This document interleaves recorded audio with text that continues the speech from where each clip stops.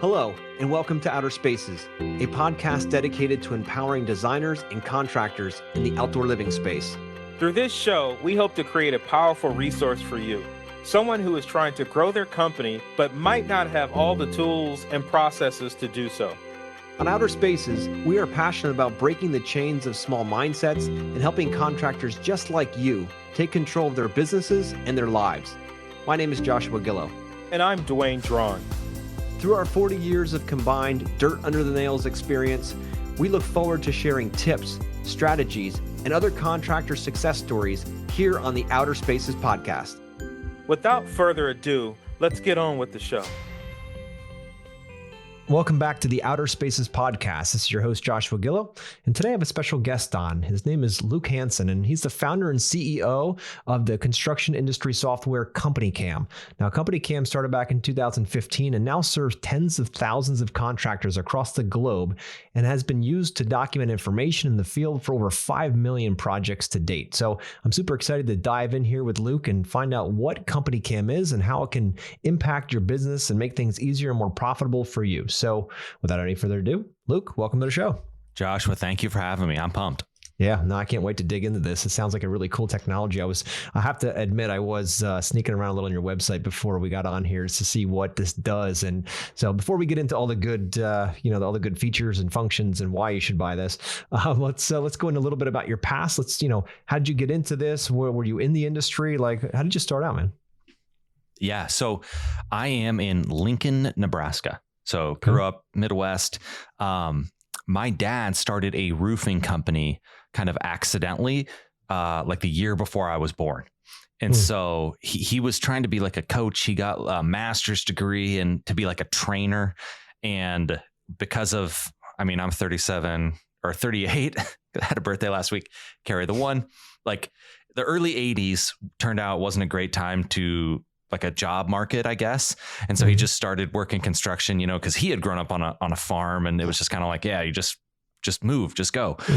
And so growing up, he ran a local roofing company here. And so I grew up, I remember playing catch with him when he would come home from work, like at 6 or whatever, been just roofing houses, him and his partner, just getting it done. And when I was like, 13, 14, 12, maybe. I think from like a slightly illegally young age, I was like cleaning up job sites, and then you graduated to like tearing off the shingles, and then you graduated to nailing down the shingles.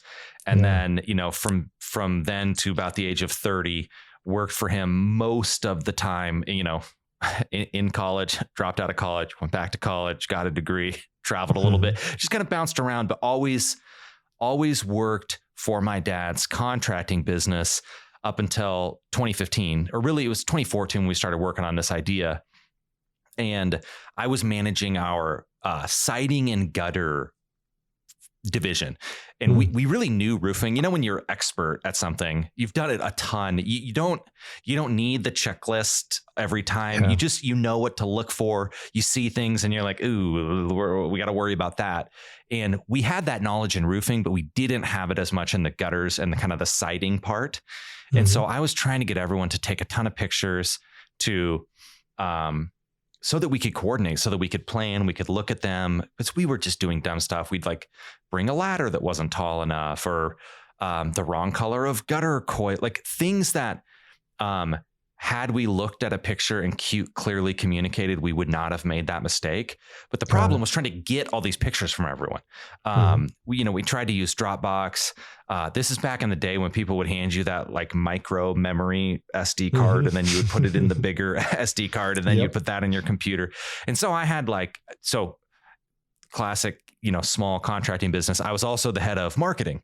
And so I had 20,000 photos on my computer that were all named like image_4716 type of a thing, and couldn't find stuff, couldn't coordinate properly. We would just make these dumb communication mistakes. And I kept thinking, okay, we just need to capture these photos, videos, stuff, organize it by the address so that we can just find it later. That is it. Like if we can find it later, then we can share it. We can coordinate it on it. If if we get blamed for some property damage, which, happens periodically, and half the time you don't even know if it was your fault or if it wasn't, or if it was already like that. It was like, we just need to find it. So that's when I started thinking of Company Cam. I realized we're carrying around these supercomputers in our pockets that have cameras and GPS attached to them.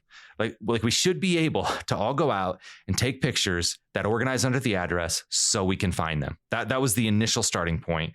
And what I really was trying to do there was say, without adding extra thinking or organization to anyone's plate, right? Because we tried to do the folders and the Dropbox thing, but like when your job is repairing roofs or like putting in, stone walls or something, organizing things in the Dropbox and remembering to document it and upload it and put it in the right folder. And if it doesn't exist, you got to create it. Like a lot of people can do it. They're sharp often, but they forget it's the last least most important thing.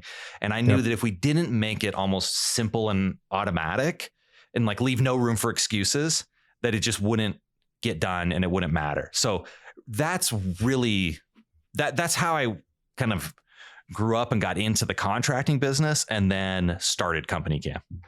I love it, dude. And it's funny because you mentioned about your dad where you started out and you graduated to doing shingles after you're doing, as you're growing up.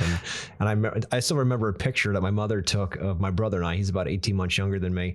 And my father, has always built things his whole life. And we were young, we did the same. And he put us on a roof. We were probably 7 or 8 at the time, maybe 9 max.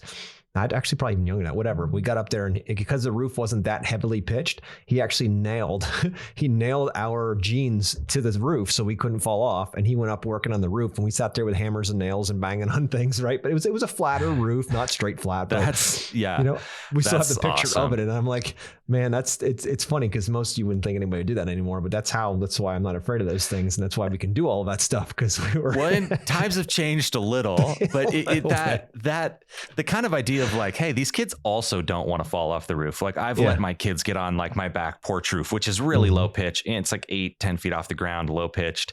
Yeah. And they don't want to fall. Like they don't want to mess around at the edge, but my wife's always nervous whenever I do this, but I'm like, look, you got to learn sometime. And, that's right. But yeah, that's great.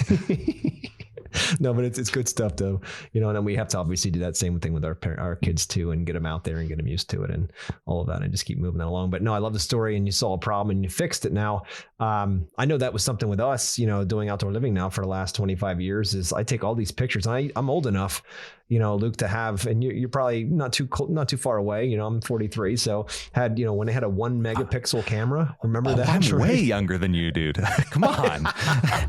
You just had a birthday. So yeah, I'm 38. Yeah. So a half decade. Yeah, exactly. Basically the same age once you're over 35.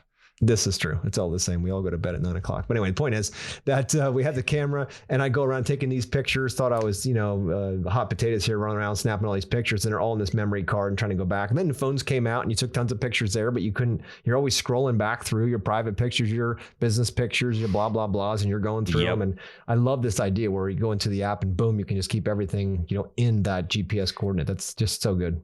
I mean, that was yes, the original just fundamental idea was you need to be able to find it. If you can't find it really fast and really easily and know that you will be able to find it, right? Just like even before you have to go looking, if I ever need this, I absolutely know that I'll be able to find it. That was crucial. And that's where so we use the GPS, we use it to grab the address. And so we store everything by the address. And the idea is like most contractors, most of the time or remembering and organizing things by location, by address. I mean, you can put a customer name in there and stuff, but it's like, oh yeah, that customer might move, but our hardscaping is not moving. It's staying at that address that we put in. Once we got it all in this app though, and you were taking pictures in the app and it was all organized and you knew you could find it. It wasn't, again, it's organized, but it's not buried in folders. And we came to this realization, which is not where we started. Like we started with you got to be able to find it. And then we realized, wow, once you can kind of pull it out of folders and deliver it in like a feed, just like a photo feed for your company, and now we call it the project feed, where it just shows you every project in the order of when it was last updated with photos and all the recent photos from it. So you can just kind of watch the work get done. You kind of know where everything's at. We realized that was super powerful. Like we found ourselves just looking at this all day and going, oh, like Adam got that material dropped off over there. Oh, awesome. It looks like Jose's going to finish a little early this afternoon. Like just that, seeing it all in front of you instead of having to go look for something was, it wasn't what we expected, but it became like the most valuable piece. Like people know when they're disorganized. If you're disorganized and you can't find things, you know, in the sense of like files and folders, you become aware of that pretty quickly. Like I'm so disorganized, I don't even try to maintain a folder structure. I just name everything with enough search terms so that if I have to type it in, like I'll like think I'll get a hit on it, because I know that I'm not going to be like, oh, it follows this structure. But I'm a catastrophe in that regard. But that's a problem people are aware of. Once we got this, I've called it like kind of visual communication in real time. It's like this, you don't have to go calling people, texting people, driving around nearly as often when it's kind of all just coming in all day, and you just pull your phone out, or most people at now at my dad's office, and we see this at customers' offices all the time. They just have like TVs up on the wall with company cam, just photos just kind of popping in on these TVs all day, showing like what's happening out in the field. No one wants to go from knowing more to knowing less. Like once you have that at your fingertips and you can see it, you don't want to go back to not having that. And that was something we quite honestly just blindly stumbled into, luckily. And it ended up being the thing that was kind of like the much more powerful feature than just having it organized. I mean, you have to have it organized, but that, and then, you know, you can kind of communicate and write text. It's almost like Facebook. You can comment and you can mention people on the photos, and you can draw on the photos really easily with you know, call out what needs to be done. But yeah, that visual communication element is crucial, because the hard part of any contracting business is the actual day-to-day management of all that's going on. Like people think, because I have people pitch me on like startup ideas all the time now, and tons of them are around like, oh, well, we can like get all these leads and we can do this whole thing. And like, look, it's not like it's so easy to get leads, but it's easier to get more leads than it is to do more work, because doing it and coordinating it and staying on top of it and having the accountability is just hard. And I can say, like, we have 185 employees here now at Company Cam, you know, which is a tech company. We make an app. That is so much easier to manage than if we were doing 25 different projects, or you know, catching 3 different service calls a day. It's just really hard to stay on top of all of that. And people who don't do contracting or have never done any variety of it don't really understand how much is kind of like going on, and just that being on top of it is like a full-time job in and of itself. 100%, dude. 100%. And that's what the toughest part is, trying to educate our clients to realize what actually goes on behind the scenes, you know, just to make it happen. Now, question for you is, going from roofing into tech, like, how do you even start that? I'm curious how you go from swinging hammers and hanging, you know, shingles and gutters and all that to being like, all right, I'm getting into tech. How do you build a team? Like, how does that even work? Yeah. Well, you stumble blindly forward and try not to be a total moron. But that's the basic principle. No. So I mean, I've always loved like things, how they work. You know, like even just apps. I don't write code, you know, so I studied, like in my bio, I went to college, dropped out, went back. So I studied mechanical engineering, dropped out. I had way too many credits. I lit a lot of my parents' money on fire there, went back. But I always liked trying to like understand things, and had probably I don't know. I don't want to say arrogant, because I don't think that's true. But you know, you look at things and you're like, oh, this could be better. This app could be better. Or why doesn't it work like this? And a lot of that is just, especially with things like apps, we all use them so much that we kind of know how they should work, and you can kind of imagine if you were going to make an app, well, what would you see on the screen? What would you do? So that step isn't so hard, just to imagine if you had an app, what that would be. What's hard is the making that a reality. And so at the time, I hired what I would call a local dev shop. Some guys that build software for companies. You can hire them and they'll just make something for you. Now, generally it's for like kind of inner office kind of stuff, or big enterprises, they need some little piece of software to do something. And so I hired them to build kind of the MVP. They'll like, does this do anything for us? The minimum viable product. Then they did that and it was working for us, but I realized, okay, we have more potential here.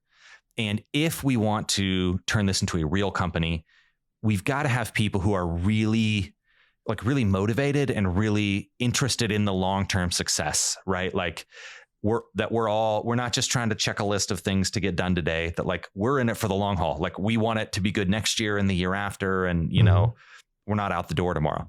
And so the hardest part was finding that first couple people when you have basically nothing, you have no customers, you have no proof, you're running on basically belief that it can be something. And luckily I kind of hustled around and went to these startup events, and I ended up meeting our first employee who's our CTO right now, kind of our head engineer, at one of these events. And I was just pitching people like, hey, we've got this thing, like we're looking for people, and luckily, I won't say lucky, because there is an element of luck. Like you can get unlucky, which usually, hopefully, if you're persistent enough, being unlucky just sets you back in time. It doesn't kill you, right? And so, I feel like I'm losing my train of thought here. When you're starting out, you have to not only have like the idea of the product and what you want, but you have to be able to convince other people. Picture a software engineer. They are in high demand right now. Let me tell you, they make a lot of money. They're hard to hire, and you have to sell them. And the first people you have to sell is yourself. Like, should I quit whatever I'm doing? Should I really put as much into this as I think? So, okay, can you convince yourself? Step one. And that might mean yourself, your wife. It might not just be you, but you and your family. Yep. Step two is, can I convince anyone else? Can I help some other people see and believe what I see and believe is possible here? And so that would be maybe employees, co-founders, would be the next step. Then if you can't convince yourself and you can't convince anyone else, then you're not going to convince investors. And a lot of people start thinking investors as step one. And I think that's like step three in the kind of like starting in the belief in the future. If you can fully commit yourself and you can find other people to work with you on it, like good people that believe in it also, then I think you will be able to convince investors, at least at first, that it's something worth trying. And that is the sort of three crucial steps to then at least getting yourself kind of like on the playing field and ready to learn the rest of it on the fly.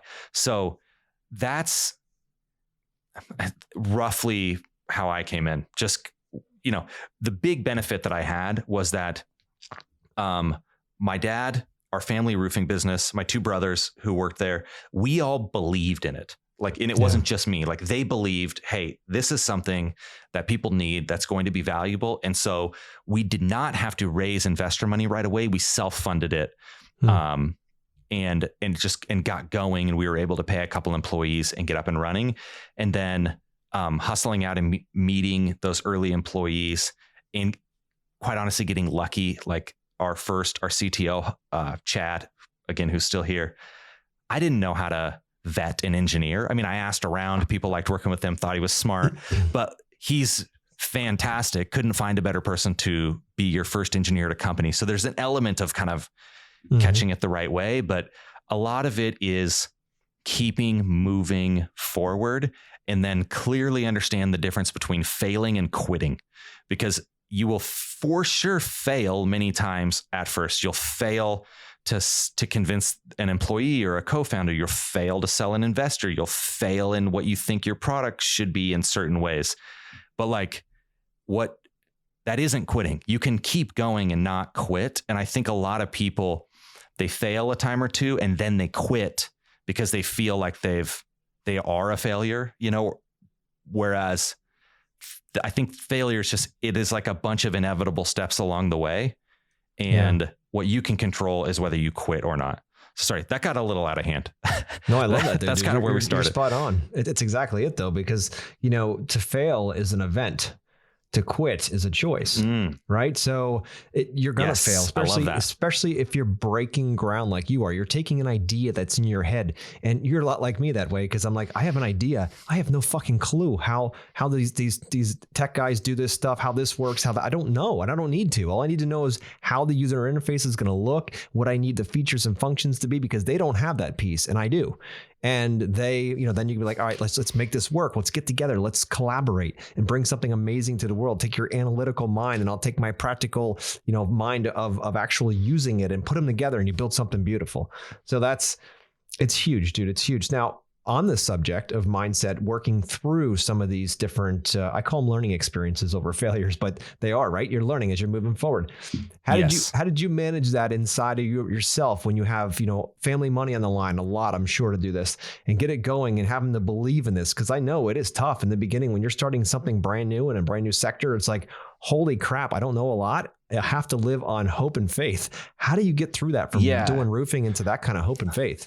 That's a great question. I mean, some of it is probably like irrational belief and confidence. I was just certain that this was valuable, like it was viable. You don't know how big or to how many people really, but like I knew that it was helping us, and I knew that it was something that like needed to exist. That much I knew. And I thought, okay, that I feel very confident in. Now, whether we can execute this or someone else is going to beat us or something, there's still uncertainty. But I think that belief in this is a thing that people need, and I know that, and I'm committed to that, was very important. And then, like you just, like you said, learning experiences. A startup is one big experiment, right? There's not a formula. There's tons of blogs, there's tons of books, there's tons of principles, but when it comes down to it, you're just trying things. Should we do Facebook ads, or should we try to go to trade shows, or should we do both? Or should we add this feature or this feature? Or should we, there's just like a million of these kind of questions, that things that you're dealing with regularly that you just have to, it sounds like the most unhelpful thing. You just have to like decide and just keep moving forward with that kind of like short memory. I mean, you want to learn the lessons, but like you don't want to tell yourself the story of failure. Oh no, like that didn't work, so therefore we are a failure or anything. And I think for me, the idea was good enough that we didn't have to do it perfectly for us to be still succeeding, even slowly. I remember when we would get like a new customer, like if we got a customer, that was a great day, and I think yesterday we added like 58 new companies to use Company Cam, and that's so amazing. Yeah. It is, it's all, I'm really excited about it, but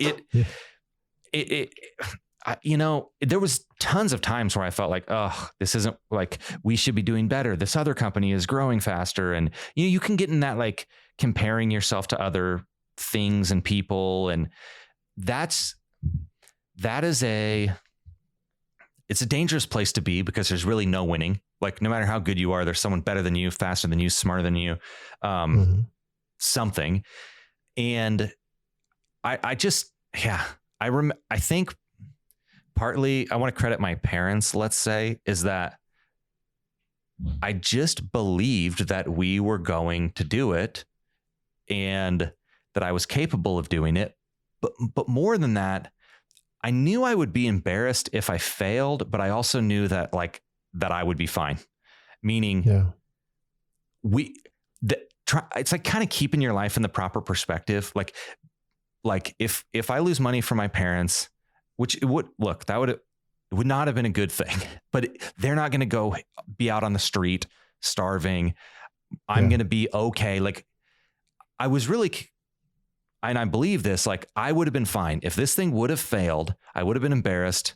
I wouldn't have liked it, but I know that I would have been fine. And kind of, there's something about keeping that like perspective that allows you to not get really down on yourself or to kind of really pile on the negative, because you've boxed in the downside and the upside, and you've like committed to the fact that they're both okay, almost, you know, like, and that like, I don't know, I'm getting too deep in psychoanalyzing here, but sometimes I feel like I talk to people. When you have a company, you have people, and people have problems, right?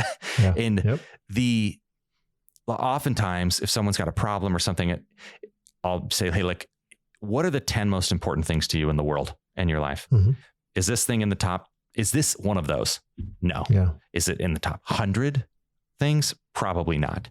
And like, there's something about that, like maintaining that perspective on your life that like, it gives you the space to operate where you can get too, you can't see me, I'm squeezing my fists. You get too tight and you like suffocate yourself with the whole thing.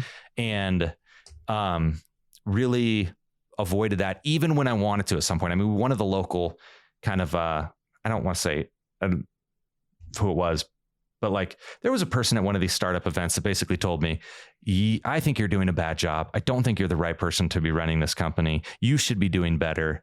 Kind of a version of this. And I was just like, well, that doesn't feel good.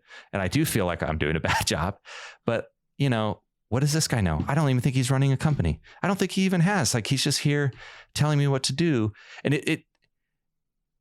sorry, I'm trailing off here to basically say, don't quit until it's fully done. If you believe in it, until you don't believe in it, right? Yeah. A lot of other people cannot believe in it, but if you still believe in it, then you should not be quitting. Until you don't believe in it, then all bets are off. Man, I love that. It's so true. And, you know, I've started many companies, and it's a freaking launch in the beginning. People who haven't have no idea what it's like, the amount of horsepower it takes to launch something, especially in a tech space, right? It's a whole different animal. It's not something I've done yet, but it's a whole, I hear stories, I've talked to others, and it is unbelievably challenging. Cause it's not just money. It's not just everything else. It's speed. It's how fast does the entire world pick it up? Does somebody else come in above you that has, you know, a bigger company that says, yeah, I'm just going to put that little widget on my app already, and you're out, because they can just offer it as an extra add-on for free. And you're like, shit, now I'm out. So you put all this energy, blood, sweat, and tears into it. And then you're like, okay, someone just knocked me off. It's not going to work, right? So but you just got to have that drive. So my big question for you is, where do you find that drive to keep going when it feels like everything is down? Where do you dig in? What do you think of when things get tough? How do you keep moving? I'll tell you what. Yeah, it's funny that sometimes that feeling isn't even really connected to how things are really going. You know, like it's almost like there were times where, honestly, it was just like, I decided to do this. It's not actively failing. It's not going as good as I want it to. We're spending money. You know, it doesn't. One time my 4-year-old, well, he's now 9. When he was 4, came home from my parents' house, you know, his grandparents, they were watching him. And he said, Dad, why doesn't Company Cam make any money? When's it going to make money? And I was like, what has Nana been telling you over there? It's just bad mouthing me. But you know, when it's, and so like, to me, it was like, I believed in what was possible, in the sense that I knew that we had something valuable, and that it wasn't so much, is this worth anything? It was like, we need to do a better job of like selling, of growing, and so it was like kind of just like that impetus to do more experiments and to try more things, rather than, you know, we just have nothing and we don't know what to do. But the farther you go, as you're growing and you get more and more people, that becomes its own motivator, right? So meaning now it's not, if this thing peters out or something, that I'll just be embarrassed, and that would be, which originally that's almost what it is. I'll lose money. Mhm. I'll lose money for my family, and I'll be an embarrassment because I tried to do something that I failed at, that kind of story. And now there's a lot of people. There's 185, we call it 182 families, because we got a couple of people hooking up over here that are relying on this, and that, like, that it's almost like a following through on a commitment. We have committed to doing this, and I want to see that through. So that's an element. And the other is, like, I just don't feel like we're there. We have succeeded wildly beyond what I ever thought we could, quite honestly, way more than I ever considered. In any realistic way that we could. That being said, it's almost like in a video game when you're looking at the map and you're moving around the world, and the map is like all black at first. You can't see anything. Mm-hmm. And then you're exploring, and it's kind of like you're opening up areas of the map and you feel like you can see more. That's what it feels like moving forward, at least in this business. It's like, oh, now that the further we go down the road, the further that we can see, and we can see what's possible. And I feel like there is so much more that's possible now. And what really motivates me, I want to make money. There's a lot of things that I want, but what really is exciting to me is the idea that we could make it happen, that this thing that we think is possible, we could actually accomplish it and build it and do it and kind of like change the market and make it happen. That is really exciting to me. And I think as long as I'm looking forward and seeing that there's something out there that is important but also possible that we could do, and we're sort of creating in that direction, I want to keep doing it. Where I know for me and my life and personality, when a thing becomes just like a maintenance and trying to kind of like extract the maximum.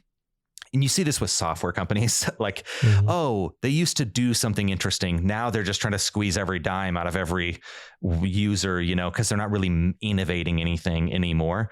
That is just fundamentally uninteresting to me, and I don't really want to do it. I love the, like, how could we do this thing, and trying to build towards that. So that a combination of there's so much more I think is still possible. And that there's a whole bunch of people committed to trying to make it happen. And that's just really fun when you're all working together, trying to make something happen. You're on a mission together, and, it becomes so much bigger than you. Like, you have ideas, you have visions, things like that. But when you get a whole bunch, as you said, 182 families that are involved with this, it takes on a life of its own. And, and to be the leader of that, it's got to feel really good, to be able to guide and direct. Now, you mentioned a few times here about, selling team members on ideas and pitching, investors and things like that. How important is it to be able to communicate well and understand how to present ideas? Because we often talk in this podcast about selling, obviously we just express in our sales processes and all that. But at the end of the day, it's communication. You don't just sell shit to people. You actually guide them in a direction. And you can do that when you can understand what's in it for them and how to present it to them so they can see it easily, right? Not to be malicious or anything like that, but just to say, hey, look, instead of you trying to do the math, let me do the math for you and hand you the answer so that you can see it for yourself and move forward. So how did you get those skills? Are you still working on those skills? And how effective or how important is it as a business owner and a leader to have that type of skill set? Oh, I think it's crucial. I say that. I think that I'm, I don't know, better than average. I don't know. I like, people love to talk about things that they like and that make them sound smart.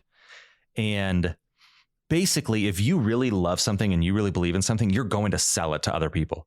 Like with all sorts of, oh, I love this restaurant. Oh my gosh, they've got the best, blah, blah, blah, blah, blah. And someone's selling you someone else's product because they love it and they believe in it. And I think that's kind of what sits at the bottom, is that when you really believe in something, you'll sell it to people in a sense for free. And it doesn't feel like sales. Like it doesn't, see, I don't think badly of sales. Sales to different people gets kind of like a bad rap, and maybe at times deserved, but just in general, you're helping people see as a guide how their situation can be better, how they can move from what the state they're in to a state they want to be in, type of a thing. Mm-hmm. And so that true belief in, I actually think this is possible, and I'm trying to paint that picture to help you see how this is also possible, is really what I tried to do, but I wasn't particularly, I didn't have a formula, and I don't think I'm a particularly good salesperson when it comes to, mainly because I'm lazy and I don't follow the structure very well, and I talk too much, quite honestly. I don't listen as much as I should, but that I was just really excited, and I was convinced that this will be it's funny. One of our employees, his name's Jared, he's awesome, but he said back in 2014, he's like, you would not shut up about Bitcoin and company cam. And he's like, and I really should have listened to you. And I was like, well, those are the two things I was excited about. And apparently I was hawking them to every acquaintance I had, at the time. And so I guess to me, like that belief is crucial. And then all people think in stories, numbers and facts and all these things that they're really helpful. I mean, I love math. I've got a math minor. Actually, I love spreadsheets. That's all crucially important, but we are people, and people, like, how we learn about ourselves and how to be almost like a better version of ourselves, or to move in the direction that we want to go, is through stories. We read stories, we hear stories, we tell each other stories. And the better you can get at telling a story and communicating what you're trying to communicate in the form of a story, the easier it will be for people to hear it, to take it in, and to repeat it, like to put it to work and to tell it to other people. And it's, I'm not any sort of sales coach, but you're not going to walk in and just tell someone 17 numbers and 3 facts or something like that. No, you're trying to answer their questions and help them, basically help communicate the story of how this is going to get them from A to B, from where they are now to where they want to be. And so, yeah, I don't know that I have any tips here other than to just maybe even just read stories and appreciate them that sounds bad. To think about them from like the kind of the structural perspective. Like at one time we did that story brand. Sure. If you've heard of that. Donald Miller, and that was, Donald Miller's story brand was helpful in understanding kind of the structure of a story, so that if you were missing something, or I was talking to our head of brand. That's who I was talking to right before this podcast. And we were talking about how we're communicating the value of Company Cam to our customers, and just reiterating this idea that in your mind, you're the hero of your story. But to anyone that you're talking to, if you're telling a story in which you're the hero, you're the main character, it's all about you, that's not motivating to anyone. The story needs to be about them. So if you're hiring a CTO or someone to be, it's not, we are going to be so great. I'm so awesome. This company is amazing. It's like, no, what are you going to be? What's possible for you? I think you can be an incredible app designer. That type of thing. And remembering that in that story, you're not the hero. You're the guide who's helping someone see the path to follow, what the possible future is crucial. So that was convoluted. I'm here telling a bad story about telling stories, but the believing it and and remembering that it's not about you, it's about them, especially if you're selling, is, it's got to be it. But I'm going to carry on one more second here. When it comes to investors, they see all sorts of businesses. They think about numbers, lots of other things, but really if it's kind of the first investment, like a seed investment, or kind of right when you're starting out, you are selling a story, you are selling a vision of the future and what's possible there. And that is that is like you need to paint that picture for them. And if you run at them with numbers or this, or like that stuff, it just isn't that compelling. People want to be a part of something. And so that storytelling is crucial all the way around. Absolutely, dude. No, we love listening, and that's why for millions of years sat around fires and told stories of the day, of the hunt, of the feast, of the what happened 100 years ago, all of that stuff. And that's, humans love story. To invite them into a story, as Donald Miller says, is a very powerful way to get engagement for sure. Now, you did mention a few times about, when you say you found this amazing restaurant, it's just in our nature as humans to just want to go share it, to tell all their friends about it. And like, man, you got to go have this experience. And because when you share, you magnify, you expand upon that great experience, because now others can have it as well. And, it's such a critical piece of this, and we do it naturally. So to be thinking more, directly and thinking like, wait a minute here, how can, if I love Company Cam, I want to tell everybody about it. So why not build a business where you're focused on the end user, really having a great time, and then they sell and share naturally, because as humans, we want to do that because it solves a major problem for them, but it's equipping them, i.e. whoever your customer is, with the knowledge and how to do that, the story, to your point, on how to sell your product. And they're going to do it naturally because they want to. It's what we want to do as humans. So, giving them that making it really easy for them is going to be super important. Now, I'm very interested in the product itself, the app itself. Walk me through a little bit. So the listeners out there, a lot of them are either new in the outdoor living business, or they've been around forever, or somewhere in between. And I don't know how they manage pictures now. I know we've had issues with that over the times, and they always end up on my camera roll, and I might just go in there and look back 15 minutes to find that one picture. And I have other team members who have pictures. And tell me a little bit about how this centralizes it. And if I'm a contractor, how does this help me? Like, what's the big, like, oh my, like, God, I have to have this. What is it? Okay. Sales pitch. Ready, set. So the organization, right? Really, we are trying to remove all the friction from the person in the field. They don't have to think. They're capturing information so that you have it, so that you can cover your butt, so that you can see what's going on in real time. And the amount of times you just catch a problem before it manifests into a bigger problem, when you get that stream of photos and information flowing to you, that is just super important. The coordination piece is crucial, but really what the app does is when you go out to any project, it uses your GPS, and it's like, oh, it looks like you're at whatever address, and yep, that's where I am. You take the photos, they're all going to organize under there. Everyone that goes out from your company, you're going to get this unified timeline day by day of everything that was happening out at that project. So you come back in 5 years and you're like, oh yeah, Jim was over there on March 26, 2022. And it looks like he, added a couple drain tiles or, whatever. You just have that visual history, which is really crucial. Now, there's a bunch of associated features, because we see what you're capturing in the field as a resource for your business that's mostly untapped, right? You're out documenting what's going on, and most people are just trying to like roughly cover their butt or to communicate with someone really quick, and they're not putting their content to work for their business. And so we have several ways to do that. One is we call it the perfect before and after camera. So any photo that you have, whether you took it with our app or anywhere, you can use that as the before photo, and it will like kind of ghost it over the screen and outline it so that you can line up that after photo and take the perfect before and after. Nice. And then it lays them out side by side. You can pick all these different templates, and basically it's like, how do we make it really easy for you to output a before and after of your work without having to go into Photoshop or, do anything like that? So that's one thing.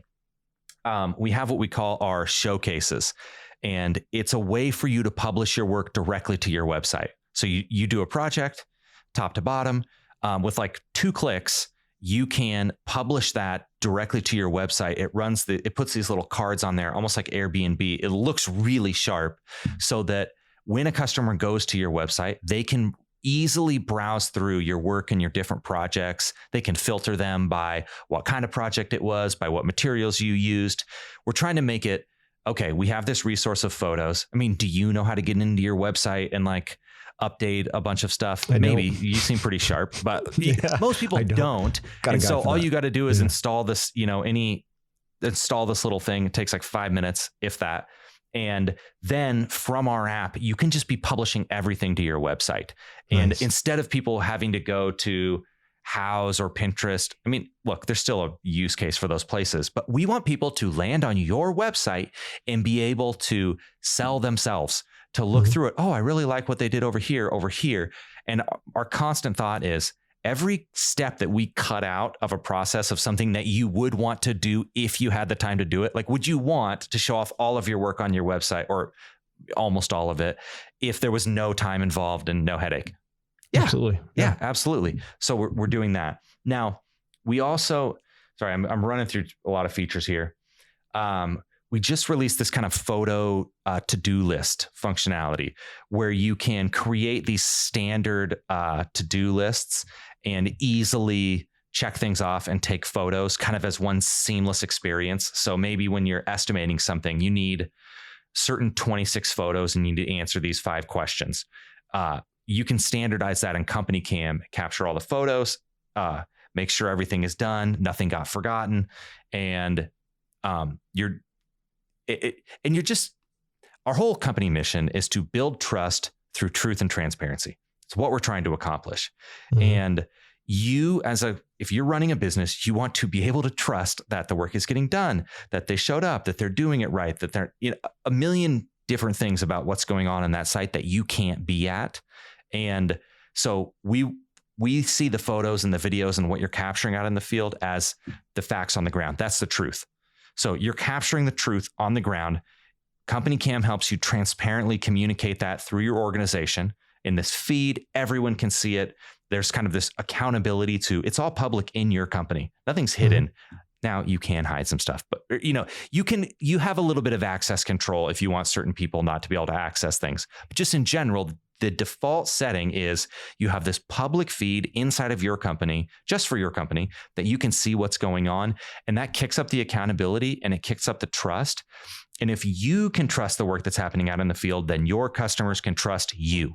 And that is really where we're headed in the long term, is trying to say, how do we make Company Cam the best way for a contractor to trust what's happening inside their organization, so that their customers can trust them, so that their potential customers, the market, can trust them? How do we become the best way for a contractor to build trust in the market? And that's what we are aiming at. And all of these features and all of this stuff is all pointing at, we want to help you be the most trusted contractor, in your area, basically. And that sales pitch derailed. I'm not doing great on my storytelling pitch here, because I get excited and I talk about, and there's 3 other things I want to talk about, but I'm just going to skip them.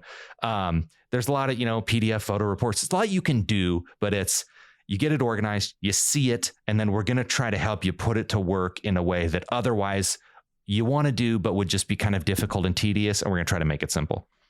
Man, that's so powerful. And I'm thinking, if you have multiple teams out in the field and you have the photo stream, right? You have this constant stream of people taking pictures throughout the day. You just encourage your teams to do that. In the office, project managers are watching these things happen as they go. And to your point earlier, like, wait a minute here. This boulder's not in the right place. It's supposed to be further over, or maybe something is off, and you can instantly hit somebody with it. If they're texting back and forth and the whole team doesn't see it, it could be a problem. So it's like you have eyes out there. It's almost like you have a drone watching it if people are taking the pictures. But I love that idea. Yeah. We used to, our original tagline was a window from the office to the field. Yeah. In the idea that, because you can do it on the app, but it also streams, I think I was saying, to your computer.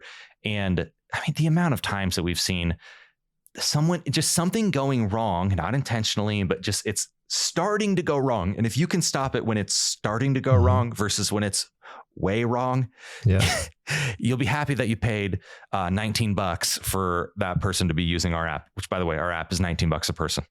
That's amazing, dude. That's like giving it away. Holy moly. The amount of money you'd save just in It's what we're trying to do. Yeah, I see that. No, it's really impressive, man. I'm really impressed by what you're doing, and with the cost of fuel now and the time, just automatically the amount of time people spend just trying to drive back and forth and look at projects when they could have their people in the field snapping pictures, and instead of forcing them to share them and say, oh, they're on your camera roll, George, come on, seriously, send them to me. I need to see them yet today. If it was live, where they just went through the app and bang, bang, bang, pictures went right to Mrs. Jones's folder and the entire staff could watch the progress throughout, man, that is like being live on site with your office. To your point, windows to the field. It is freaking amazing. So yeah, I'm excited as hell about this idea. I love this kind of thing. And Luke, it's been such a pleasure, chatting with you here. Is there anything else you want to talk about as far as the app or anything like that before we wrap up? No. I feel like I said a lot. There actually is more I want to talk about, because I could talk about this at length, because I'm excited about it, and we have other cool stuff coming down the line. But no, I mean, this is what I really truly believe, and this is why I don't feel bad selling it, so to speak, is it really will help your business. We get people saying all the time, like, oh, this was a game changer. It's almost like they don't even know how to actually describe the way that it helped them. But it's like, once you can see everything that's going on regularly, and you have this like full history, visual history of everything you're doing, it really changes how you run your business for a good way. But it's until you kind of try it, which you can't, I mean, it's free to try and everything.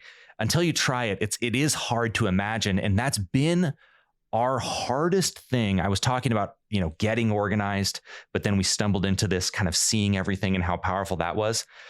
There is no category for visual communication software. Like, no one's typing that into Google. People know they need accounting software, business management software, that kind of stuff. And so we've been trying to figure out how to even talk about it. And we've been doing this for 7 years, and we can barely even explain the value of Company Cam. So if you're starting out and you don't have the perfect pitch, don't worry about it.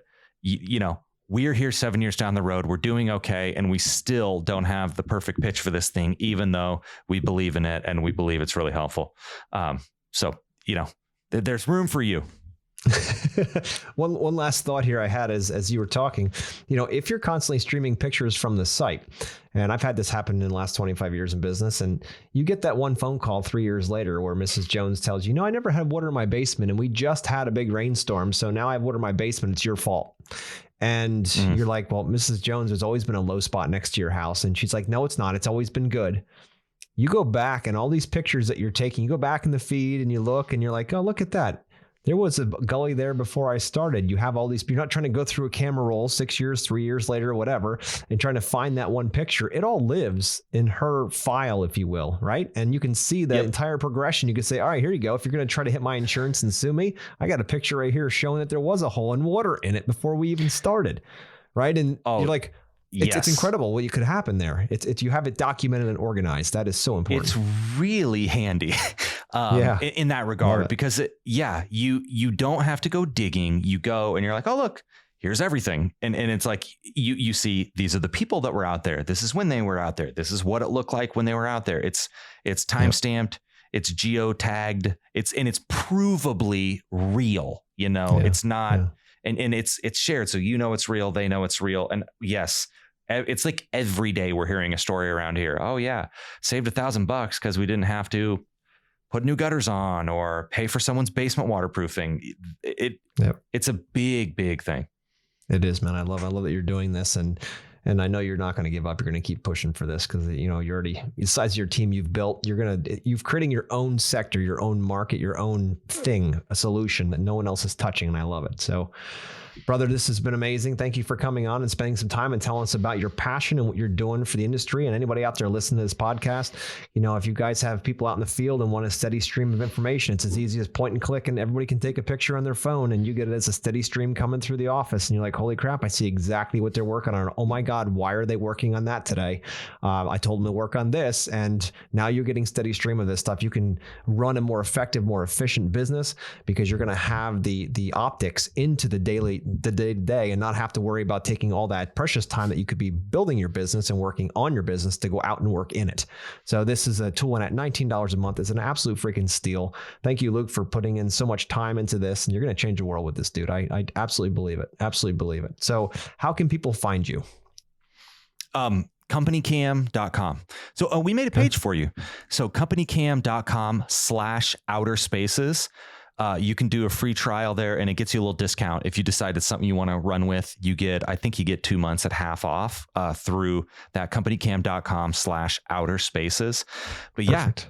Thank you. We would love if you checked it out. And Joshua, thanks for having me on. This was awesome. And I kind of feel like I need to listen to more of these because every time I stop talking, you would say something wise, and I'm out in the market for wisdom.